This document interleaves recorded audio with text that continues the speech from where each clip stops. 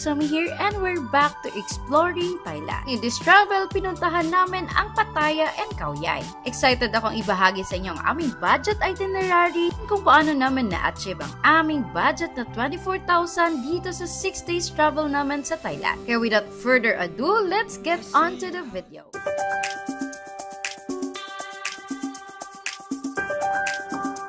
We are here at NAIA Terminal 3 kasi may gala na naman tayo going to Thailand. Una namin ginawa ay chinek muna namin ang aming flight details and nagbayad din kami ng aming travel tax for around 1,620 pesos. After paying ay dumiretso na agad kami sa aming check-in counter. For this flight, AirAsia pala yung ating sasakyan and we paid around 5,500 pesos for a round-trip ticket. Nag-book din ako ng baggage for 20 kilos and paid around 1,400 pesos. Ang maganda sa AirAsia ay pwedeng 2 baggage sa isang 20 kilos. Ito lang din yung hinanap sa check-in counter and in-advise din nila kami na bawal gumamit ng power bank during flight. Gusto kami mag-check-in guys and wow, ang bilis naming naka-check-in sa AirAsia and ang dami lang counter tapos konti lang yung pila. Now we are ready to go to immigration but first don't forget to fill out e-travel departure code kasi hahanapin yan before makapasok sa immigration. Now we are ready to go to immigration. Medyo madami yung tao inside but before going inside guys, don't forget to ready your e-travel departure code and also prepare your documents na possible hanapin ng immigration officer. Guys, we just passed the immigration and we are finally here sa boarding gate. 5:35 AM tayo pumila sa immigration and then natapos tayo ng around 6:21 AM. Yung tinanong lang naman ng immigration officer sa akin kung kailan yung balik and ano yung trabaho ko. And also yung hinanap lang naman niya ay ang aking boarding pass and ang aking passport and after that tatak na. It's official, we are going to Bangkok! Our flight time is around 9 AM and since maaga pa, we decided to just chill around. Nung almost flight time na naman, hinanap na namin ang aming boarding gate and dito talaga guys, make sure to always check your boarding gate kasi always nagbabago yung gate number. Finally, nahanap na namin ang aming final gate and dito na kami nag-abang para sa aming boarding time. Since AirAsia yung sasakyan namin sa Don Muang International Airport ang lapag ng aming flight. Merong dalawang airport sa Bangkok which is ang Suvarnabhumi Airport and ang Don Muang International Airport. So sa may Don Muang International Airport kami which is ang old airport ng Bangkok, Thailand. And if you're also arriving at Don Muang International Airport, work process upon arrival sa Don Muang International Airport. But if you're arriving at Suvarnabhumi Airport, may separate video ako about that and ilalagay ko yung link sa description box. Ano ba ang requirements upon arrival sa Thailand? Well, wala naman kaming ni-ready. However, starting on May 1, 2025, kailangan mo nang mag-fill out ng TDAC or Thailand Digital Arrival Card. So after almost 4 hours, nakalapag na kami dito sa Don Muang International Airport and finally, welcome to Bangkok, Thailand. Hindi na ako nakapag-video inside sa immigration tsaka sa customs kasi bawal. Pero napakabilis lang guys, like 15 minutes lang kami sa immigration and then pagkuha ng baggage, saglit lang din mga 10 minutes and then dumaan lang kami sa customs. Hindi naman tiyanak yung mga luggage namin. And eto na kami. Welcome to Bangkok. Upon arrival, marami tayong agenda gaya ng pag-withdraw ng pera at pag-commute from airport going to our hotel. So hindi na kami kukuha ng SIM card kasi nag-book na kami ng eSIM from Klook. Napaka-convenient talaga mag-eSIM kasi pagkalapag pa lang namin sa airport ay meron na kami internet connection since activated na ang eSIM namin. We paid around 364 pesos, 50 gig data, good for 10 days na yan. Next agenda ay mag-withdraw ng pera using GCash card. Dito kami nag-withdraw sa Kung Sri ATM machine and ginamit ko ang aking GCash card. Maximum withdrawal is around 30,000 baht with transaction fee around 220 baht. 5,000 baht plus 220 baht na transaction fee nag-reflect sa aking GCash card is around 8,935.17 pesos. And compare natin sa real-time Forex, 8,860 as of March 27, 2025. Isa sa nagustuhan ko dito sa Don Muang International Airport ay napakabilis lang lahat ng transaction. Hindi rin ganun karami yung tao unlike sa may Suvarnabhumi Airport kaya sobrang bilis niya lang talagang matatapos dito. Next na gagawin natin ay mag-compute going to our hotel. Pwede naman kayong mag-book ng ride sa Bolt kasi affordable din yung ride, but for this travel, we tried the bus. So, meron silang bus to the city and ito yung mga bus number nila. If you're staying sa Pratunam Market, then bus A3 yung sasakyan nyo and yung pamasahe ay 50 baht. If sasakay kayo ng bus, check the departure time para hindi kayo mag-antay ng matagal. Cash pala yung tinatanggap nila dito sa loob ng bus and dito na din kayo magbabayad. Nasa halos 27 minutes din yung biyahe going to Pratunam.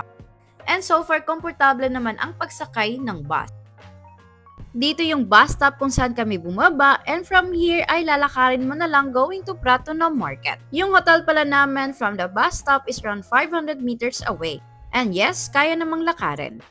Finally, nakaabot na kami sa aming hotel. However, pagkarating namin doon ay cancelled pala yung aming reservation. Grabe yung stress namin pero buti na lang ay nakahanap kami ng new hotel dito lang din mismo sa location namin which is ang Gusto Pratunam Hotel. Buti na lang at nakuha naming room dito ay affordable, spacious at napakalinis din. Kompleto din yung mga amenities dito. Nabook namin to sa halagang 2,000 pesos per night, good for 2 packs, and this will be our home for 4 nights. You can also check this one sa Agoda kasi available sila and mas cheaper talagang mag-book in advance. Grabe talaga yung stress namin kaya kinain na lang namin. Sa labas lang ng aming hotel ay makikita niyo na ang mga stalls na ito. Sobrang pagod din kami, nagpahinga lang at gagala na naman kami nito. 6 PM now we decided na lumabas at gumala na naman. However, rush hour pala ng ganitong oras dito sa Bangkok kaya medyo matraffic talaga. Nag-bolt lang kami from Pratunam going to our destination which is ang Jadfairs Ratchada. Ito pala yung new location nila dito sa Bangkok sa may Ratchada lang. Napakaganda naman talaga ng kanilang new location and open sila from 4 PM to 1 AM daily. Syempre, hindi talaga pwedeng hindi tayo mag-food trip kaya tinry talaga namin ang seafood bites na ito. Masarap na at affordable pa, sobrang daming choices dito kaya mabubusog talaga kayo dito. Aside sa food, ay marami din silang available dito ng mga damit kaya pwede ding mag-shopping dito. Meron ding malapit na ibang night market dito which is ang The One Ratchada kaya bisitahin nyo na din. Napaka-lively talaga ng lugar na ito kaya make sure to include this one sa inyong itinerary. Day 2 na namin dito sa Bangkok, Thailand kaya naman tara at mamamasyal na tayo. After naming mag-breakfast sa hotel, we decided to go here sa LV The Place, Bangkok. I heard na libre kasi dito kaya syempre pupuntahan at i-explore natin. Yes, you heard it right, libre lang ang pagpunta dito. And if you want to visit this place, make sure na magpa-reserve kayo ng slot before coming here. Nakaka-amaze talaga ang lugar nito kasi sobrang ganda talaga. This place showcased the history of LV and nakaka-amaze yung craftsmanship nila. Dito din pinapakita yung mga items na grabe napakaganda talaga.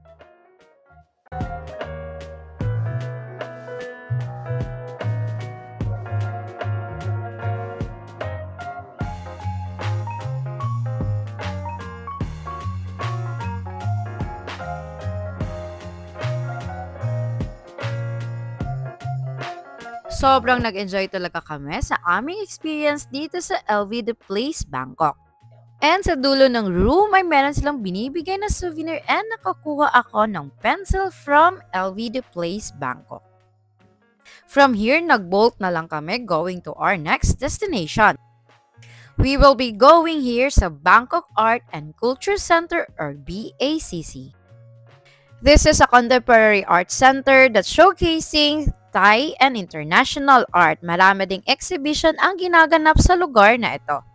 Dito sa BACC, meron ding available dito na performance spaces, art galleries, bookshops and craft shops, and of course, cafes. Tsak na mag-e-enjoy kayo dito sa BACC. By the way, located din pala ang BACC na malapit lang sa MBK Center and Siam Paragon. Nearest BTS station dito ay ang National Stadium and sobrang accessible lang talaga ng lugar na ito. Kaya naman ipupunta kayo dito, marami din kayong pwedeng isali sa inyong itinerary. Since lunchtime na, pinunta naman dito ang MBK Center and we went to take home. As etong food court, and hanapin nyo talaga ito kasi sobrang dami ng mga Thai food ang pinibenta dito. Affordable na at masarap pa at in-order nga namin itong boat noodle na first time namin makatikim and so far napakasarap and satisfied talaga kami sa aming kinain dito sa take home. After eating, we proceeded to our next destination. Nag-bolt lang kami going to Taladnoy. Dito pinuntahan namin ang sikat na mga cafes and inuna naming puntahan itong Hong Sheng Kong Cafe. This is a charming century-old cafe here in Bangkok. You will be amazed kung gaano kaganda ang architecture design ng Hong Sheng Kong Cafe kasi this is a beautifully preserved Chinese-style building for over 150 years. And sikat na sikat din ang cafe nito kasi located siya along the river and sobrang mag-e-enjoy talaga kayo dito kaka-chill while sipping your favorite drinks. Beside Hong Sheng Kong Cafe ay makikita mo na agad etong Vanish House. Isa itong world-preserved house na sobrang ganda talaga sa labas. Actually, hindi lang siya basta-bastang house kasi sa loob, marami kayong makikita dito napaka-cute na crafts. And ibang-iba yung mga design na binebenta nila dito. Aside sa mga cute na art craft, meron din silang mga cafes na pwede kayong mag-order and mag-chill sa area na ito. Siyempre, hindi dito natatapos ang tour natin sa Taladnoy and from here nilakad na lang naman going to 32 Bar. This is actually a cafe that sells specialty chocolate. Kaso nga lang nung pupunta namin hindi na kami pumasok since busog pa talaga kami. Another cafe that we saw here in Taladnoy ay ang Mother Roaster. Sikat na sikat talaga ito sa TikTok guys. And finally, we are here. Sayang nga lang at busog pa talaga kami kaya hindi na kami pumasok. Pero if you have some time, make sure talaga to visit this place kasi napaka-unique and charming ng lugar na ito. From Mother Roaster, nilakad na lang namin going to Marine Department para sumakay ng ferry. Pwede naman talagang mag-grab or mag-bolt pero to beat the traffic, mas mainam na mag-ferry talaga. Buti na lang at accessible lang din from here going to Wat Arun. Don't worry if first time yung sumakay ng ferry, marami namang pwedeng pagtanungan and willing talaga ang mga locals na tulungan kayo.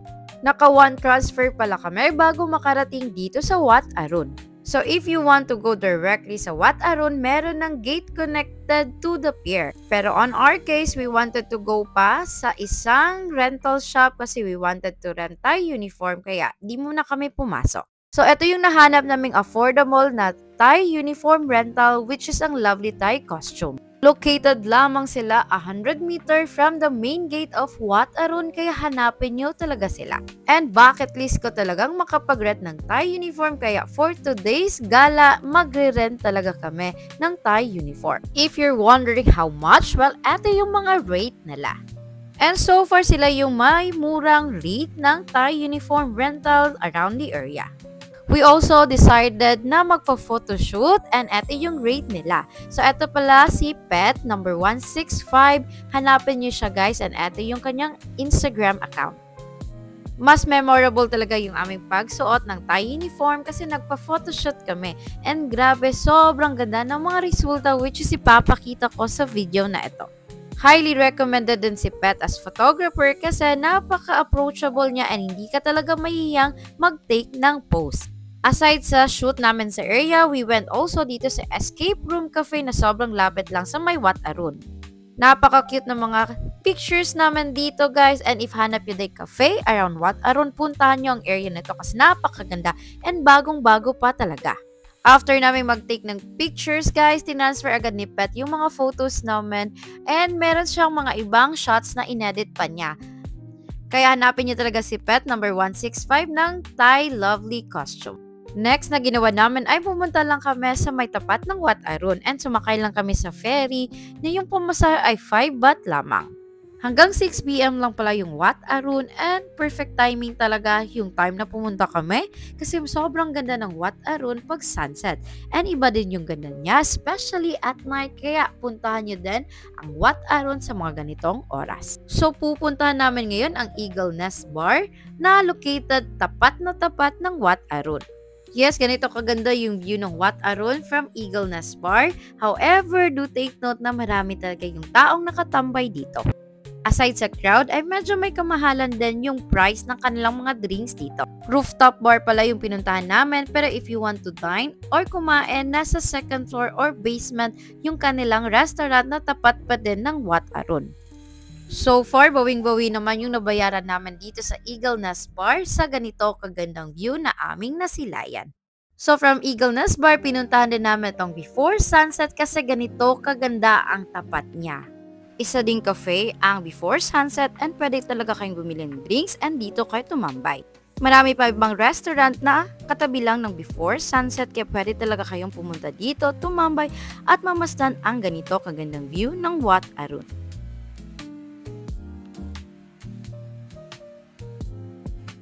Day 3 na naman dito sa Thailand and today meron tayong tour going to Khao Yai. 3 hours drive nga ang Khao Yai from Bangkok kaya maaga talaga kami ngayon and we decided na mag-rent na lang din ng car from Klook para komportable talaga ang aming day trip sa Khao Yai. Eto pala yung nabayaran namin and good for 3 packs na sana yan pero 2 packs lang kaming maghahati. From Bangkok ay nag-stop over muna kami dito saglit para bumili ng drinks and mag-CR break. Optional naman kung gusto nyo mag-quick stop dito pero pwede din naman na hindi na. Pumili lang kami ng snacks and diretso na agad kami sa Khao Yai. Quick trivia from our driver, sabi niya ibig sabihin daw ng Khao Yai ay Big Mountain. And after 3 hours of driving, nakarating na din kami sa aming first destination which is ang Primo Piazza.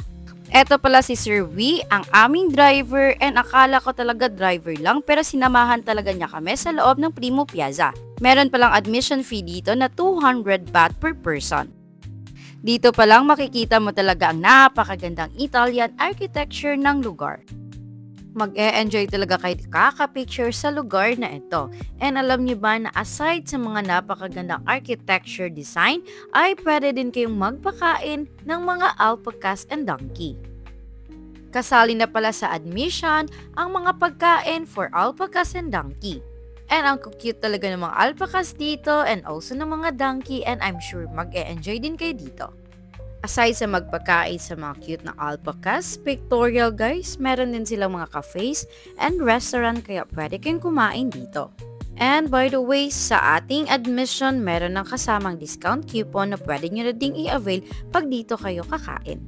Let's go to our next destination. Just a 30 minutes drive from Primo Piazza ay makakarating ka na dito sa Hokkaido Flower Park. Literal na flower park kasi sobrang dami na mga kinds ng flower ang meron dito. And kaya pala siya tinawag na Hokkaido Flower Park ay dahil mala Japanese ang theme ng Hokkaido Flower Park. Eto ngang Gasha style house na to guys reminds me of the Gasha houses in Shirakawago, Japan. Malawak pala ang area ng place na ito and sobrang dami niyong pwedeng pagtambayan. Just be ready kasi mainit dito since open field siya.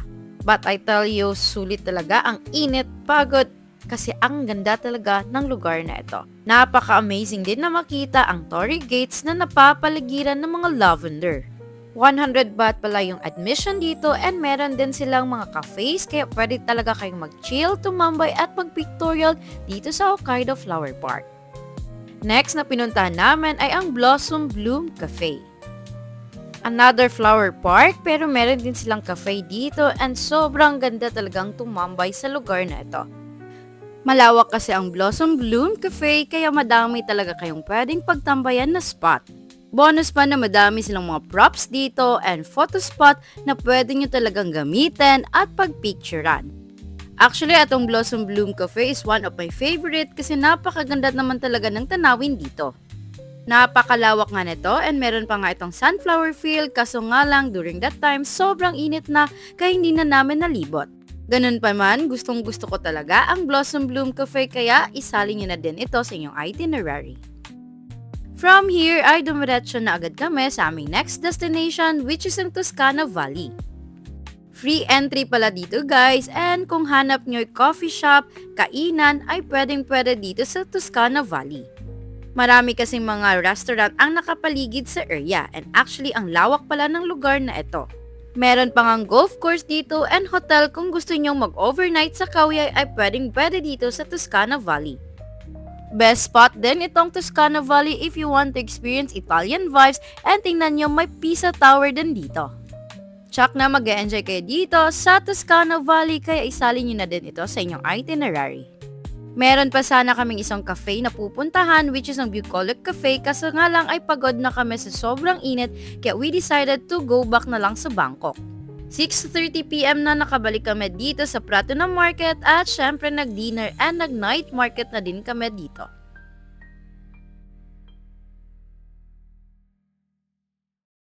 Day 3 na natin sa Thailand and eto ay magbabiyahe kami going to Pattaya. So DIY lang kami nito and from Pratunam ay nag-bolt na lang kami para makarating dito sa minibus Chatuchak Station. Pagkarating naman dito ay bumili lang kami ng aming ticket which cost around 150 baht. Marami palang options going to Pattaya, fare for this trip ay napili namin ang mag-minivan. Pero guys, I recommend na mag-big bus na lang kayo which is tapat lang din ng minibus station ang sakayan. After 2.5 hours na biyahe ay nakarating na din kami dito sa Pattaya City and dito kami bumaba sa may Bali Hay Pier. From here ay nag-bolt na lang kami para makarating dito sa aming hotel which is ang Somali Residence. This hotel is located in Central Pattaya and pinili talaga namin ang lugar na ito para malapit na lang sa mga tourist attractions here in Pattaya City. One night nga lang kami magstay dito pero alam nyo ba, sulit talaga yung nabook naming room dito sa Somali Residence. Spacious and bagong-bago pa talaga yung room na nakuha namin and kompleto din yung mga amenities dito sa loob ng kwarto.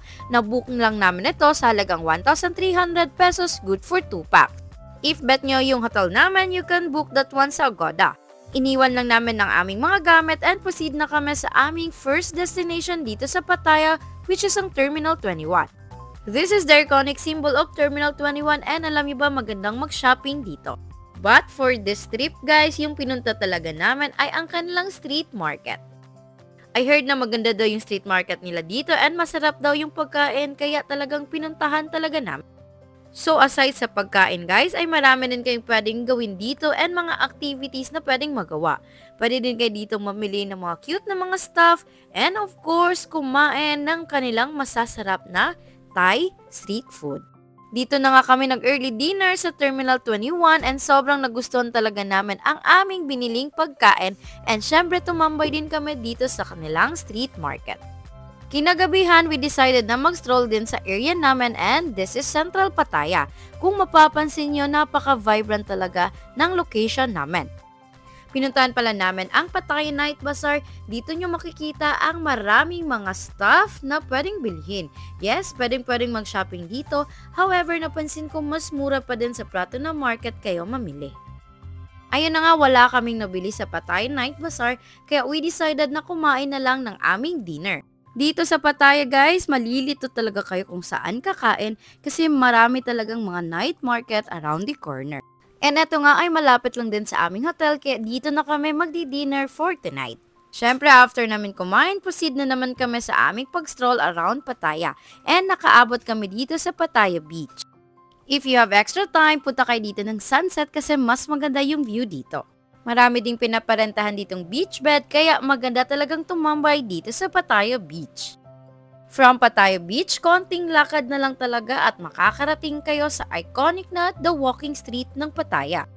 Kilalang kilala talaga ang Pattaya Walking Street sa kanilang mga nightlife, bars, and entertainment. Napaka-lively din ng lugar na ito, kaya mabubusog talaga yung mata nyo kakastroll dito. Nag-enjoy talaga kami and hindi na namin napansin na ang nilakad namin is halos 1 kilometer na.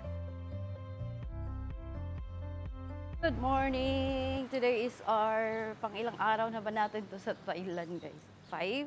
So yes, and today maaga kaming nag-check out sa aming hotel kasi this is our last day here in Pattaya and then mamaya babalik na tayo ng Bangkok. Nag-bolt lang kami going to our destination which is ang Sanctuary of Truth.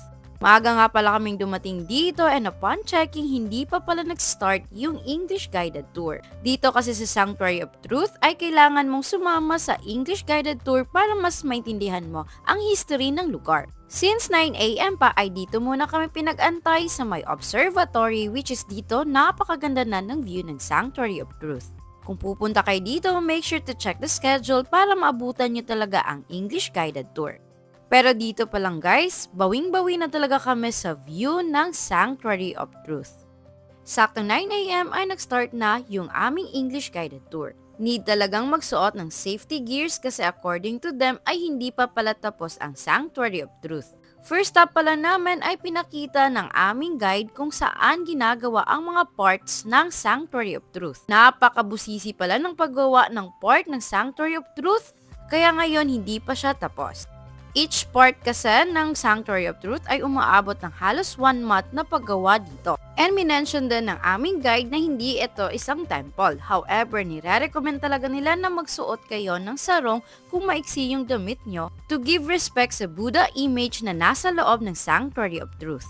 Dito pa lang kami sa labas pero ang dami na naming natutunan about Sanctuary of Truth. Pero alam niyo ba, pagkapasok namin ay mas madami pa talagang learnings ang malalaman nyo dito sa loob. Umabot din ng 1 hour yung aming guided tour and after ng guided tour ay pwede ka nang mag-ikot-ikot sa loob ng Sanctuary of Truth. Binook pala namin in advance yung aming admission dito sa Sanctuary of Truth via Klook. Yes, you can check this one sa Klook also if gusto nyong mag-book in advance. Recommended ko talaga na mapuntahan nyo ang Sanctuary of Truth if pupunta kayo ng Pattaya. From Sanctuary of Truth ay nag-bolt agad kami para makarating dito sa Pattaya Floating Market. Alam nyo ba na isa itong man-made floating market and isa siya sa pinakamalaking man-made floating market sa buong mundo.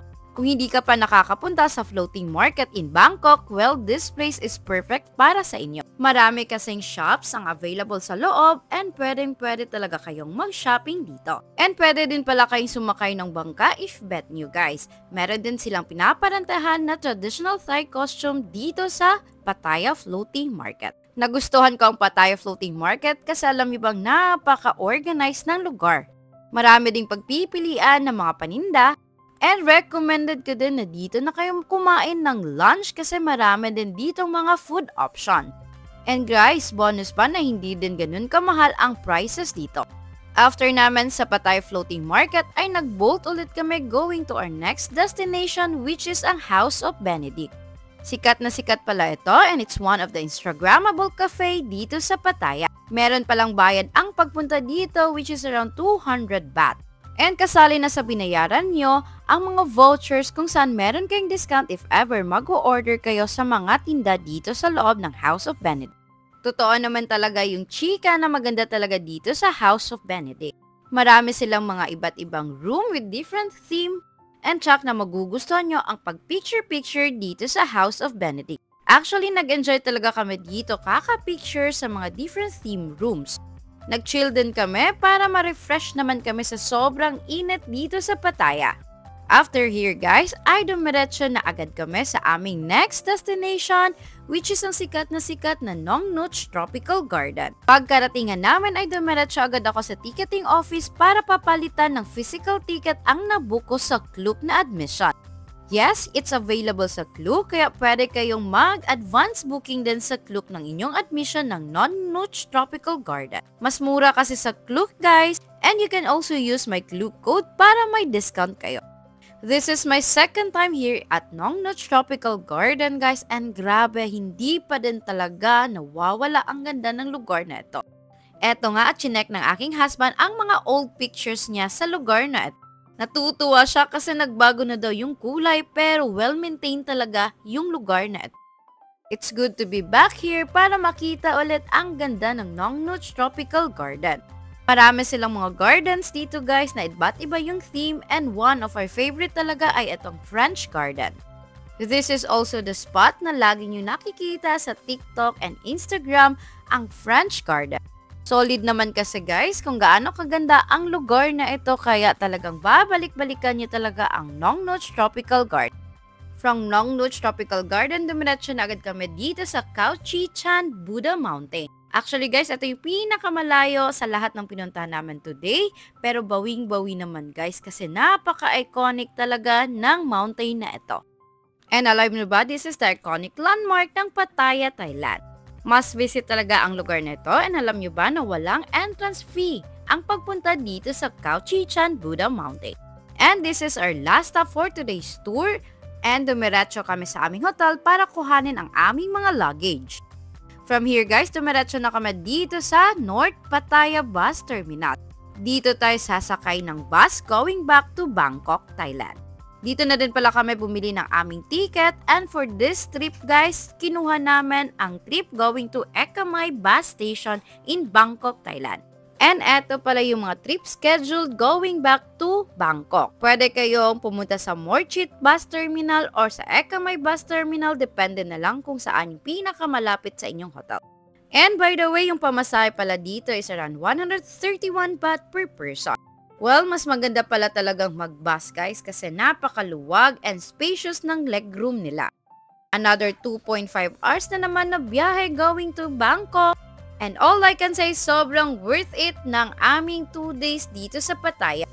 How I wish ay nag-spend kami ng more time dito, pero soon babalik kami dito para explore more of Pattaya. Gabi na nga nung dumating kami dito sa Bangkok. Eto pala yung Ekamai Bus Station guys, and ang maganda sa kanya ay malapit lang siya sa train station. Kaya guys, ipupunta kayo ng Pattaya, and if you're coming from Pratunam, mas mainam na dito kayo sa may Ekamai Bus Station sumakay ng bus. Eto pala yung aming second hotel dito sa Bangkok, Thailand, ang KC Place Hotel Pratunam. Nabook ko ito sa Klook guys, and ang nabayaran ko lang ay 3,800 pesos, good for 2 nights. Sobrang nagustuhan namin ang aming hotel dito sa KC Place Hotel Pratunam kasi tingnan nyo naman kung gaano kaganda ang aming kwarto na nabook.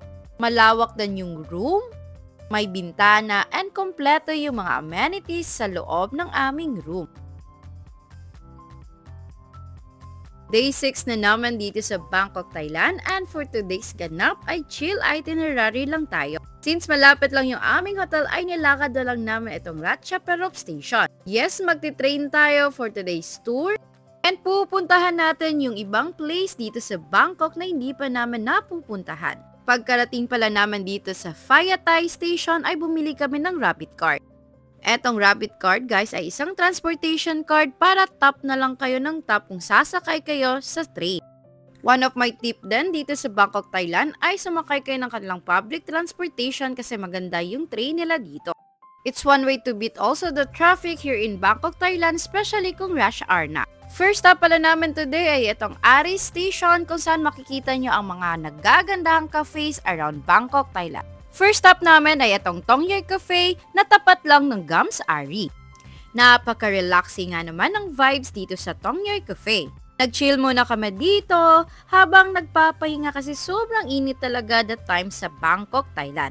Kaya naman if gagala kayo dito sa Bangkok, Thailand, stay hydrated or make sure na makapag-relax din kayo kasi napaka-humid talaga ng Bangkok, Thailand. After chilling around ay binisita namin itong Gams Ari. Isa ito sa sikat and Instagrammable na cafe dito sa Bangkok.